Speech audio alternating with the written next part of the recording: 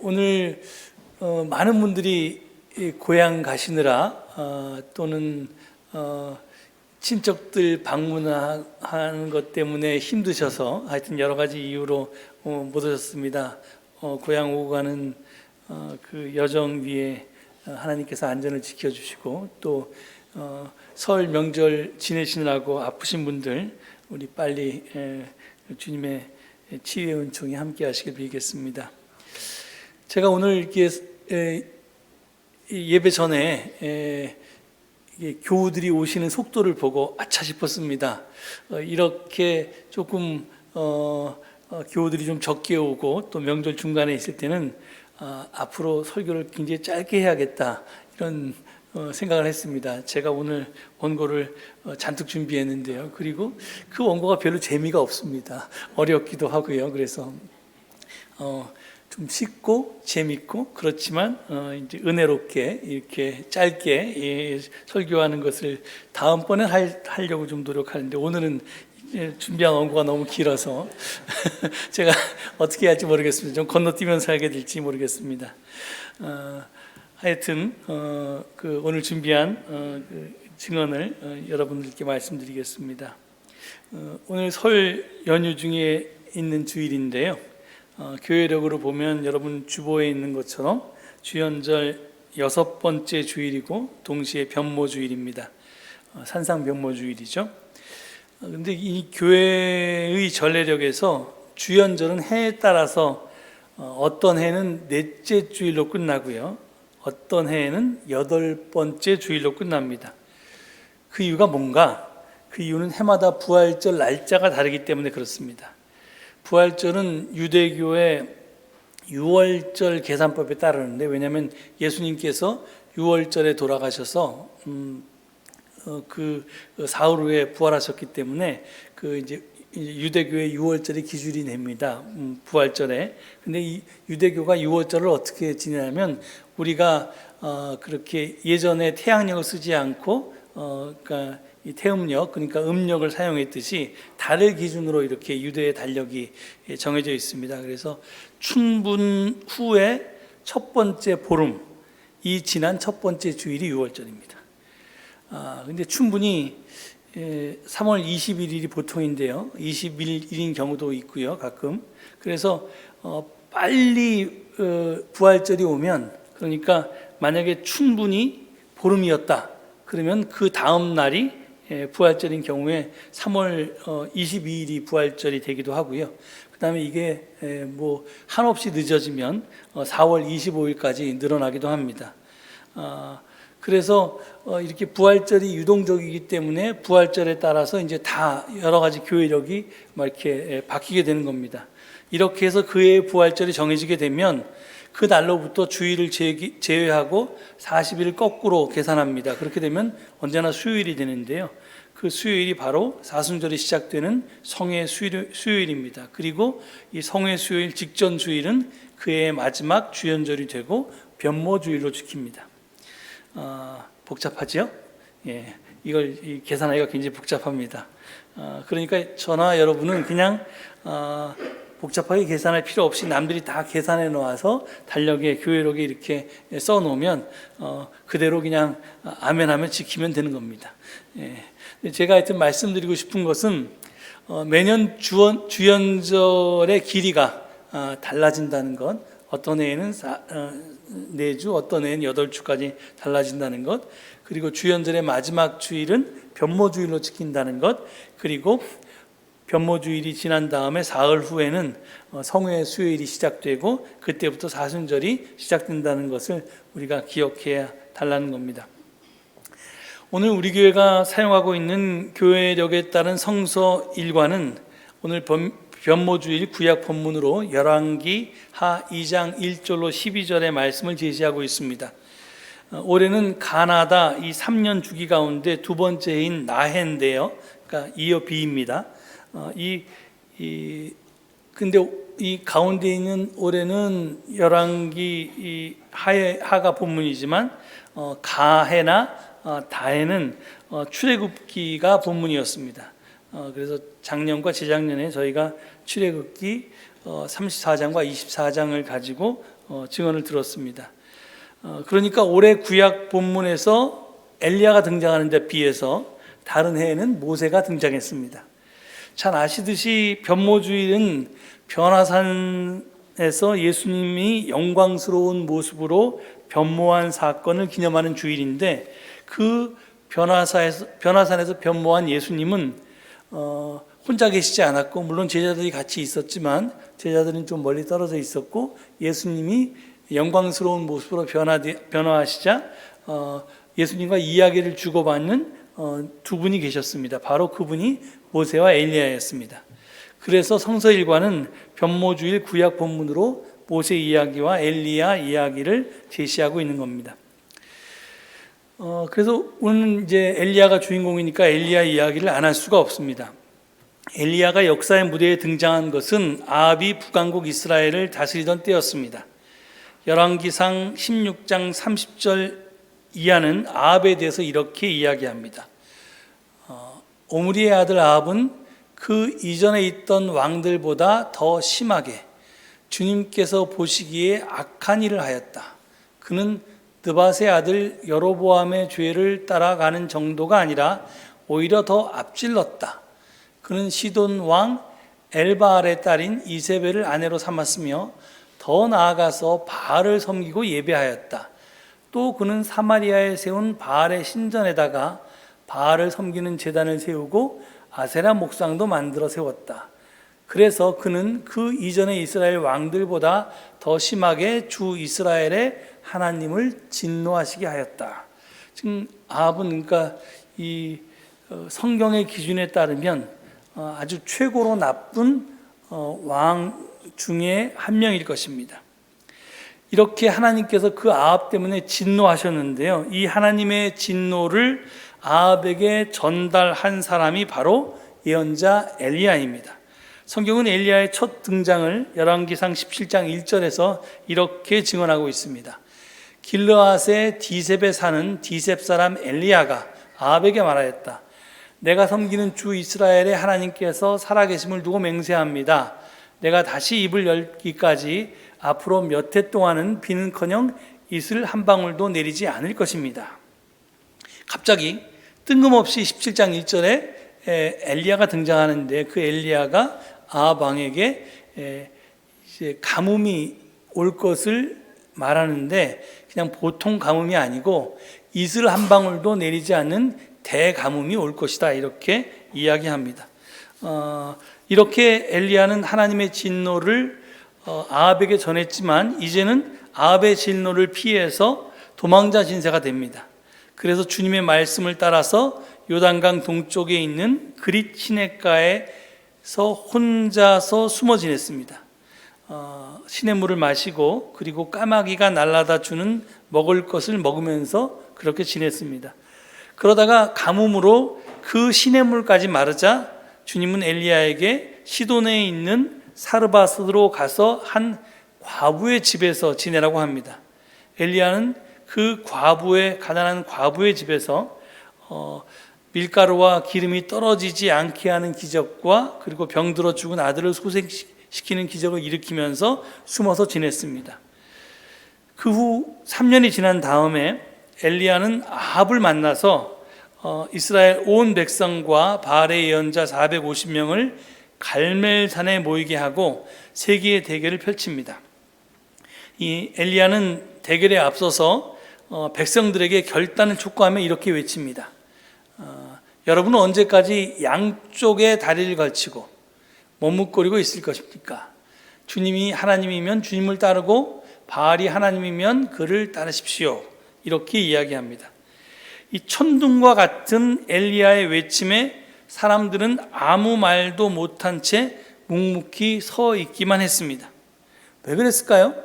우리가 지금 만약에 이 강단에서 하나님을 따를 것이냐 바알을 따를 것이냐 선택하십시오 그러면 다 하나님을 따르겠습니다 이렇게 말로라도 할 거 아니에요? 근데 그 사람들이 묵묵부답이었다는 겁니다. 야훼 신앙을 버리고 바알 신앙을 쫓았던 것은 왕 아합만이 아니었다는 말입니다. 백성들 대부분도 그랬다는 것입니다. 왜냐하면 바알은 물질적 풍요의 신이었기 때문에 그랬습니다. 바알을 믿으면 잘 먹고 잘 산다고 사람들이 믿었기 때문에 야훼를 버리고 바알을 쫓았던 것입니다. 우리가 잘 알듯이 갈멜산에서의 대결은 엘리야의 완승으로 끝났습니다. 하지만 이 일로 해서 엘리야는 이세벨 왕비의 살해 위협을 받게 되었고 그는 다시 홀로 도망을 칩니다. 그는 남왕국 유다의 부엘세바로 갔습니다. 그러니까 북왕국에서 활동하던 예언자 엘리야가 남왕국의 영토로 들어갔습니다. 그러니까 부엘세바는 북왕국 이스라엘의 왕비 이세벨의 힘이 미치지 못하는 장소였습니다. 그러니까 뭐 겁낼 게 없었겠죠. 그런데 엘리야는 미친 듯이 더 남쪽으로 더 내려갔습니다. 그만큼 겁이 났다는 겁니다. 광야를 지나갔고요. 하룻길을 더 걸어서 로뎀나무 아래에 앉았습니다. 거기서 그는 자포자기한 심정으로 죽기를 간청했습니다. 주님, 이제 더 바랄 것이 없습니다. 나의 목숨을 거두어 주십시오.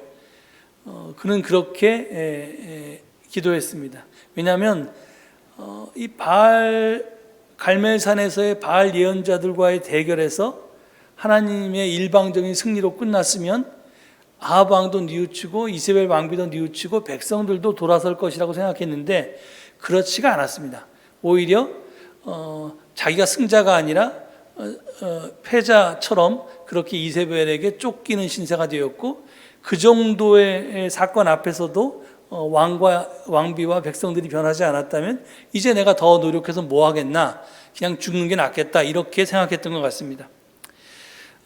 그렇지만 하여튼 이 엘리야는 천사의 수발로 겨우 기운을 차리게 되었습니다. 그리고 밤낮 40일 동안을 걸어서 하나님의 산 호렙의 어떤 동굴에 이르게 됩니다. 거기서 그는 부드럽고 조용한 소리 가운데서 말씀하시는 주님의 음성을 듣습니다. 좀 긴데요. 제가 한번 읽어보겠습니다. 너는 돌이켜 광야길로 해서 다마스쿠스로 가거라. 거기에 이르거든 하사엘에게 기름을 부어서 시리아의 왕으로 세우고 또 님시의 아들 예후에게 기름을 부어서 이스라엘의 왕으로 세워라. 그리고 아벨 무홀라 출신인 사밧의 아들 엘리사에게 기름을 부어서 내 뒤를 이을 예언자로 세워라. 나는 이스라엘에 7,000명을 남겨놓을 터인데 그들은 모두 바알에게 무릎을 꿇지도 아니하고 입을 맞추지도 아니한 자들이다. 이렇게 말씀하십니다. 그러니까 절망했던 엘리야에게 절망하지 말아라. 내가 그래도 7,000명을 남겨두었다. 그들은 너와 마찬가지로 바알에게 무릎 꿇지 않고 또 입 맞추지도 아니한 사람들이니까 그 희망의 씨앗을 보고 계속 살아서 내 일을 해라. 이렇게 하나님께서 말씀하신 겁니다. 엘리야라고 하는 이름은 야가 야훼, 하나님이라는 뜻인데요. 나의 하나님은 야훼다라는 뜻입니다. 나의 신은 야훼다. 그러니까 자기 이름을 이렇게 지을 정도로 엘리야는 평생 야훼 신앙의 화신으로 살았습니다. 이제 그랬던 그가 자기의 고단한 인생이 끝에 이르렀다는 사실을 깨닫고는 이제 아주 조용히 세상에서 사라지고 싶어 한 것 같습니다. 칭송의 말도 또 작별의 말도 다 부질없음을 알기에 그는 마지막으로 야훼 신앙의 출발지였던 출애굽의 성지들을 돌아보면서 홀로 조용히 물러나려고 했습니다. 그게 오늘 본문 말씀입니다. 오늘 본문 말씀을 보면요, 그는 처음에 제자 엘리사만 데리고 길갈로 떠났습니다. 길을 가다가 그는 엘리사에게 자기는 주님의 분부대로 이제 베델로 가야 하니까 너는 여기서 남아있거라 하고 명령합니다. 그러나 뜻밖에도 엘리사는 스승의 지시를 따를 생각이 전혀 없었습니다. 주님께서 살아계심과 스승께서 살아계심을 두고 맹세합니다. 나는 결코 스승님을 떠나지 않겠습니다. 이렇게 얘기합니다. 그래서 그들은 함께 베델까지 내려갔습니다. 베델에 이르렀을 때 예언자 수련생들이 엘리사에게 와서 선생님의 스승을 주님께서 오늘 하늘로 데려가시려고 하시는데 선생님께서는 알고 계십니까? 하고 묻습니다. 수련생들도 어떤 조짐을 보았던 모양입니다. 엘리사가 그들에게 침묵을 명합니다. 엘리야는 다시 그곳에서 여리고로 가야 한다면서 엘리사에게 베델에 남아있으라고 말합니다. 엘리사는 이번에도 그 명령을 어기고 스승을 따라 나섭니다. 여리고에서도 똑같은 일이 반복됩니다. 그리고 이게 1절에서부터 쭉 이어져 오는 건데요, 제가 그 앞에 부분은 길어 생략을 하고 오늘 본문은 여리고에서 이제 요단강으로 가는 이야기부터 선택했습니다. 여기서도 똑같은 이야기가 반복됩니다. 하지만 엘리야는 더 이상 엘리사를 따돌리기 어렵다는 사실을 받아들였던 것 같습니다. 요단강을 건너자 마침내 엘리야가 엘리사에게 이렇게 말합니다. 주님께서 나를 데려가시기 전에 내가 너에게 어떻게 해주기를 바라느냐? 엘리사는 엘리야에게 스승님이 가지고 계신 능력을 제가 갑절로 받기를 바랍니다 하고 대답하였다. 이게 지금 새번역 성경 저렇게 번역해 놨습니다. 언뜻 들으면 굉장히 당돌한 요청입니다. 아무리 총출어람이라고 하지만 스승이 가진 능력의 갑절을 원한다고 하니까 이게 너무 지나친 욕심처럼, 지나친 요구처럼 그렇게 보입니다. 이 요구에 대한 엘리사의 대답과 그 이후에 벌어진 일을 성경은 이렇게 증언하고 있습니다. 엘리야가 말하였다. 너는 참으로 어려운 것을 요구하는구나. 주님께서 나를 너에게로 데려가시는 것을 내가 보면 내 소원이 이루어지겠지만 그렇지 않으면 그것이 이루어지지 않을 것이다. 그들이 이야기를 하면서 가고 있는데 갑자기 불병거와 불말이 나타나서 그들 두 사람을 갈라놓더니 엘리야만 회오리바람에 싣고 하늘로 올라갔다. 엘리사는 이 광경을 보면서 외쳤다. 나의 아버지, 나의 아버지, 이스라엘 병거이시며 마병이시여. 이렇게 되어 있습니다. 이렇듯 엘리야가 승천을 했습니다. 죽지 않고 승천한 거죠. 엘리사에게 엘리야는 아버지였습니다. 육신을 낳아준 아버지는 아니었지만 그의 정신을 낳아준 아버지였습니다. 또한 엘리야는 무너져 내리고 있던 야훼 신앙을 일으켜 세워서 이스라엘의 정신을 지킨 사람이었습니다. 그렇기에 그는 이스라엘을 지키는 자, 곧 이스라엘의 병거와 마병이기도 했습니다. 그래서 마지막에 떠나는, 승천하는 엘리야를 보고 엘리사는 나의 아버지 이스라엘의 병거이시며 마병이시여 이렇게 외쳤던 것입니다. 다시 우리의 관심이 있는 구절로 돌아가겠습니다. 새 번역이 능력이라고 번역한 말을 다른 성경은 다르게 번역했습니다. 지금 화면에 여러 한글 번역본이 있는데 한번 비교해 보겠습니다. 여러분이 보듯이 개역은 능력이 아니라 영감으로, 개역 개정은 성령이 하시는 역사로, 그리고 공동번역과 공동번역 개정판은 영검으로, 카톨릭 세번역은 영으로 각각 번역했습니다. 이외에도 영어 성경을 보면요, CEV라고 하는 판본, 그러니까 컨템포러리 아마 잉글리시 버전일 겁니다. 이 CEV 성경은 이걸 파워라고 번역했고요. NAB, 즉 뉴 아메리칸 바이블 등 많은 영어 성경은 스피릿으로 번역했습니다. 왜 이렇게 성경마다 이 번역의 차이가 날까요? 이 새 번역이 능력이라고 번역한 단어의 히브리어 원어는 루아흐입니다. 여러분 많이 들어보셨던 단어죠? 이 루아흐는 이 바람이나 숨이나 기나 영 등으로 번역할 수 있는 단어입니다. 태초에 이 어둠 위에 뭐 이렇게 하나님의 바람이, 숨이 움직였다 할 때 그 단어가 루아흐입니다. 그러니까 지금 우리 새 번역 성경은 능력을 이렇게 갑절로 달라고 그렇게 청한 것처럼 되어 있는데, 엘리사가 바랬던 것은 재물도 아니었고요, 지위도 아니었고요, 명예도 아니었습니다. 그는 엘리야를 사로잡고 있던 하나님의 영, 지금 우리 기독교식으로 표현하면 성령이 그에게 충만하기를 구했던 것입니다. 그렇다면 엘리사가 구했던 하나님의 영은, 성령은 과연 뭘 말하는 걸까요? 소위 하나님의 영을 받은 사람, 곧 성령의 충만함을 받은 사람은 어떤 사람일까요? 성령을 받았다는 말은 하나님의 마음으로 세상과 사람을 보기 시작했다는 말입니다. 이게 가장 중요합니다. 성령의 능력 안에 있는 사람은 무엇보다도 공감의 사람입니다. 영감이라고 하는 것은요, 영적인 감수성입니다. 인간이 영감, 즉 영적인 감수성을 갖게 되면 하나님의 마음을 헤아리고 이웃들의 사정을 알아차리고 피조물의 고통 때문에 마음을 아파합니다. 이게 제가 우리말 나쁘다가 나뿐이야, 나뿐이다 해서 왔다고 그랬잖아요. 좋다는 돕다 해서 왔다고 그랬는데, 나뿐이다 라는 삶의 태도에서 이 영감을 가진 사람은, 성령의 사람은 돌이켜서 이웃을 돕고 사는 삶을 살게 됩니다. 또한 피조물의 고통을 최소화하기 위해서 불편을 감수하는 삶을 선택합니다. 그러니까 성령 충만하다는 게 방언 기도하고 그런 걸 뜻하는 게 아니라는 겁니다. 성경에서 나오는 성령 충만은 언제나 이런 뜻입니다. 아일랜드의 극작가 버나드 쇼는요, 자기 작품 악마의 제자에서 동료 인간들에 대한 가장 사악한 죄는 그들을 미워하는 것이 아니다, 그들에 관한 관심이 없는 것이다, 이렇게 말했습니다. 즉 무관심은 비인간성이 본질이다, 이렇게 말했던 것입니다. 그렇습니다. 타인과 창조 세계에 대한 무관심이 바로 죄입니다. 하나님의 영으로 충만한 사람은 타인과 창조 세계에 무관심할 수가 없습니다. 왜?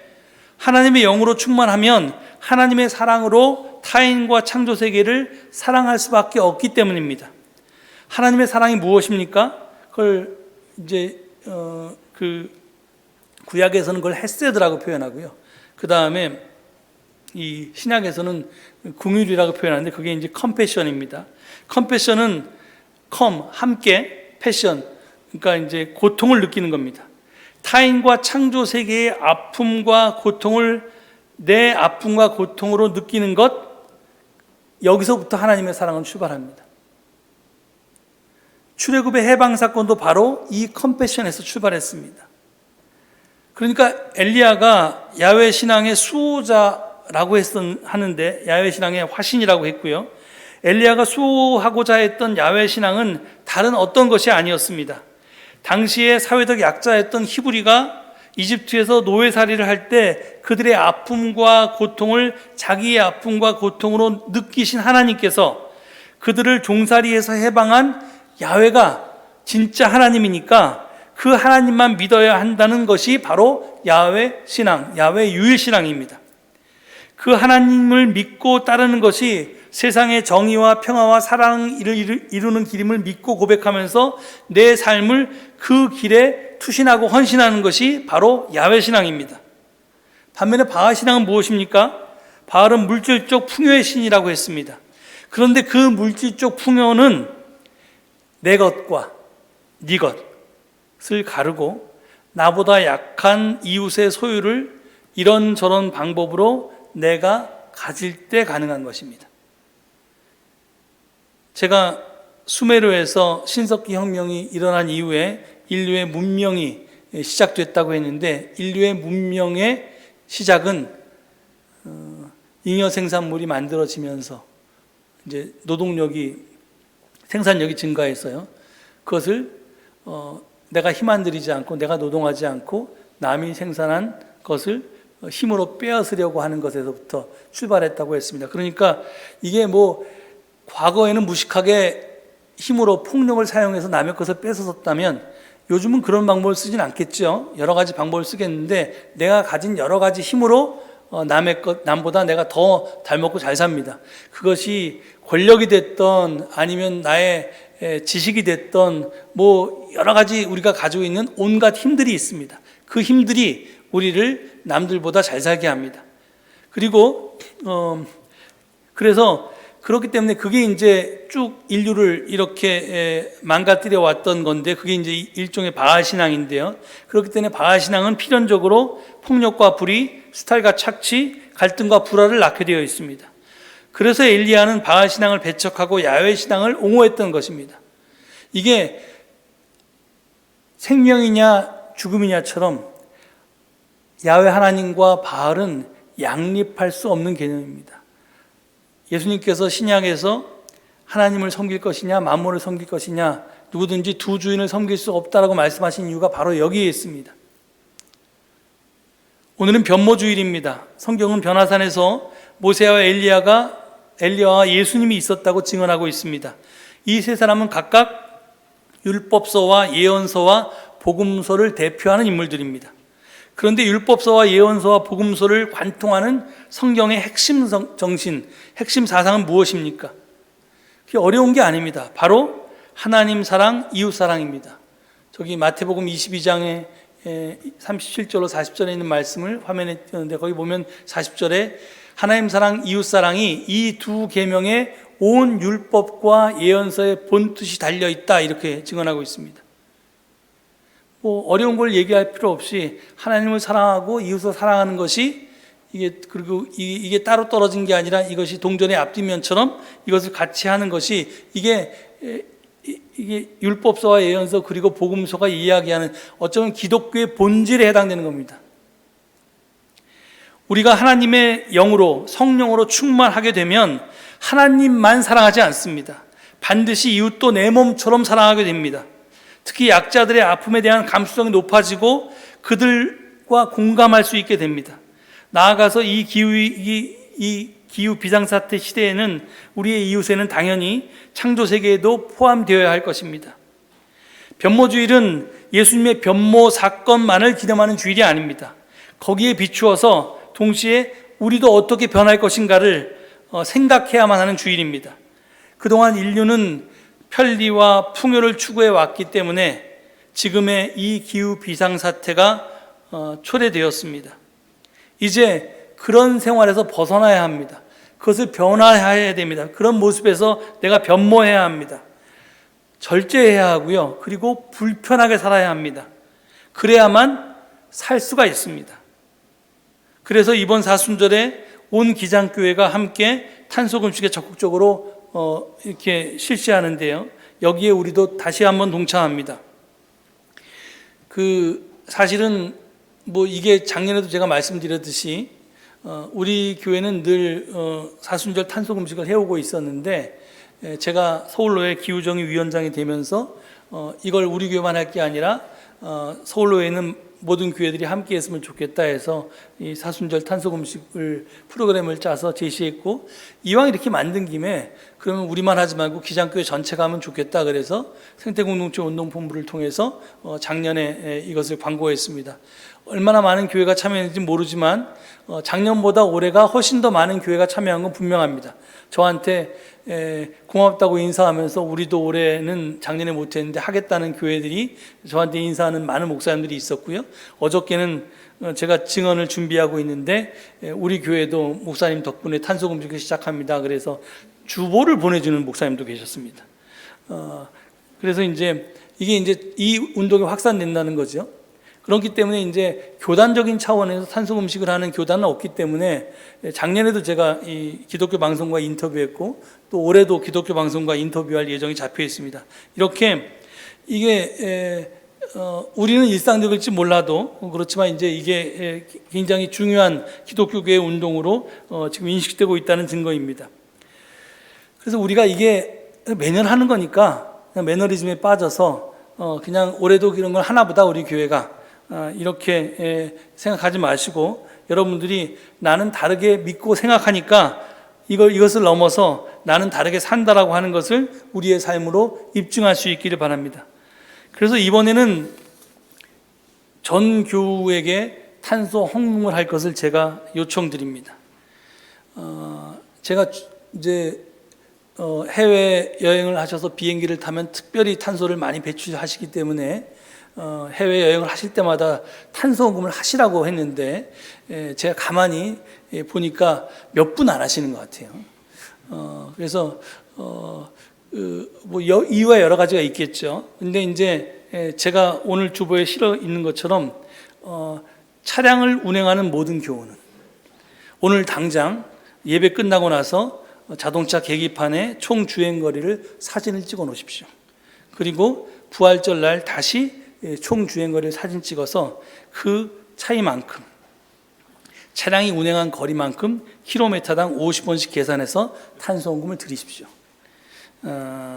만약에 내 차가 배기량이 2000cc가 넘으면 50원 너무 싸니까 100원씩 헌금하십시오. 뭐 그래봤자 만약에 여러분들 차량이 1년에 2만 킬로 정도 이렇게 운행하시면 우리 사순절이 그 40일이지만 주일을 빼고 주중으로 따지면 이제 6주가 되거든요. 오늘서부터 부활절까지. 그러면 한 11만 원 정도 나옵니다. 그러니까 여러분 이 탄소요금을 들여서 내가 탄소 발생한 거에 대해서 면제부를 받자고 지금 이걸 하는 게 아닙니다. 내가 어떻게 하면 차량 운행을 줄이고 되도록이면 대중교통을 이용할까 하는 것을 몸으로 실천하기 위해서 하는 겁니다. 그리고 이것에 신경 쓰시지 모든 것, 사순절 기간 동안에 우리가 하는 탄소 음식을 하나하나 신경 쓰면서 우리 생활 속에서 탄소 배출을 줄이는 삶을 습관화하자는 겁니다. 그래서 여러분들 여태까지 지금 우리가 탄소 음식을 한 지가 한 4, 5년 됐는데요. 매년 어떤 마음으로 참여하시는지 모르겠는데 이제 올해는 특히 여러분들이 모두 모범을 보이시고 제가 우리 교회 성과를 보고 내년에는 이걸 전 기장교우가 탄소 음식을 같이 할 뿐만 아니라 탄소 헌금도 하게 해서 그 돈으로 이 가난한 농촌 교회에 태양광 발전소를 설치하는 일들을 좀 해볼까 합니다. 그러니까 이게 우리가 이제 시작하면 지금 이제 다른 교회들이 따라오듯이 여러분들이 그 일에 모범이 되실 것입니다.